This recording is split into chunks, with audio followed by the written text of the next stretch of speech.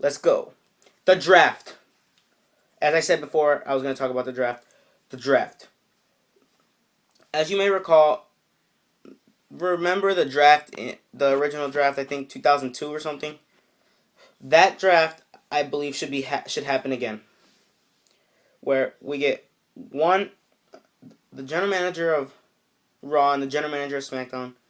Everybody goes to free agency, and then they choose who they want, like how they did before. I think that was a great idea for back then, and I think it would work again ever since the brands have just merged together, and I don't like that, honestly. You may. I personally don't, but I liked it better when they stuck to their own brand. It gave more opportunities throughout other superstars instead of having like John Cena fight SmackDown and Raw, or even though I like Punk SmackDown and Raw, Daniel Bryan SmackDown and Raw, The Shield SmackDown and Raw. Pick a brand. I think it would be better if they stayed on one brand. They would get more TV time. They would give others TV time. And the focus would be more like the focus would be on them rather than other things. Like when you see the World Heavyweight Championship, you don't even care about it anymore. Ever since SmackDown just was pushed away and Raw took over, they don't really seem to care about the World Heavyweight Championship.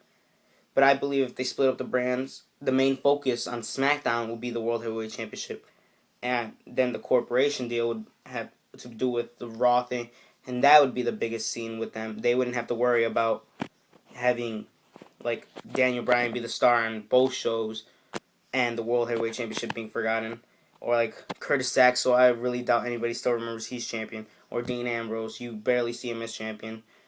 And back when they had SmackDown and Raw, and they had split tag team titles instead of the tag team titles on both brands, when they had split, the tag team division was at its highest because they needed a exceptional amount of tag team people to like have the shows keep going. And then the World Heavyweight, or I mean the tag team, the World Tag Team Championship and WWE Tag Team Championships were separated, so that made for good television.